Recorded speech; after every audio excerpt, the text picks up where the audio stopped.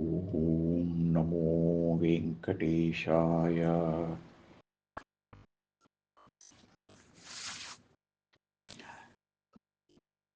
సాధన సోపానంలో మిత్రులైన సహృదయులందరికీ హృదయపూర్వకంగా నమస్కరిస్తూ, మోహనరూప శతక పఠనము అనే యజ్ఞం పరిపూర్ణం కావడానికి ఓపికతో వీలు చేసుకొని సహకరించినందుకు అందరికీ ప్రత్యేకంగా కృతజ్ఞతలు తెలియజేస్తున్నాను.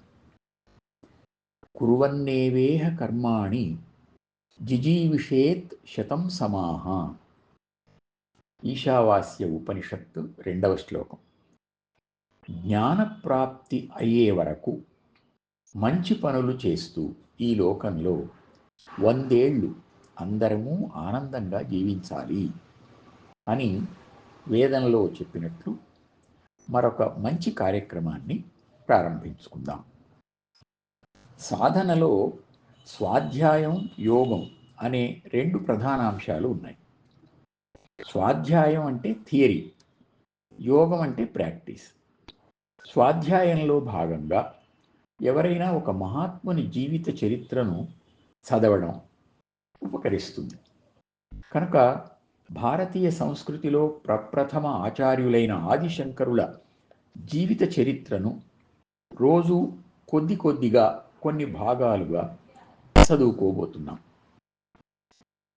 ఆచార్యులు అంటే ఆచినోతి శాస్త్రార్థం ఆచారే స్థాపయత్యపి స్వయం ఆచరతే యస్మాత్ తస్మాదాచార్య ఇష్యతే అంటారు.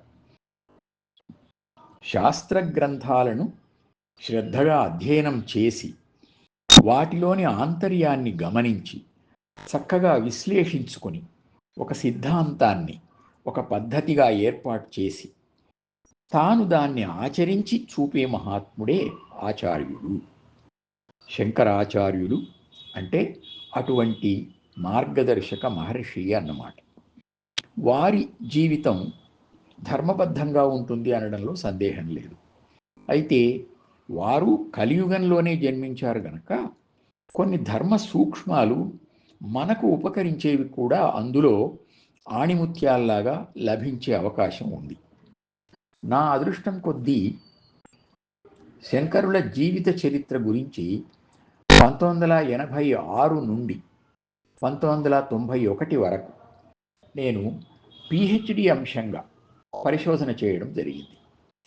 అది శాస్త్రీయంగా ఉండడాన్ని బట్టి దాన్ని కొంచెం సులభం చేద్దామని దాన్ని ఆధారంగా చేసుకొని శంకర దర్శనం అని 2005లో సంగ్రహంగా వారి జీవిత చరిత్రను అందించే ప్రయత్నం చేశాను. అందులోని అంశాలే ఈరోజు నుండి ప్రారంభిస్తున్నాం. ఈ శంకర దర్శనంలో 9 అంశాలు ఉన్నాయి.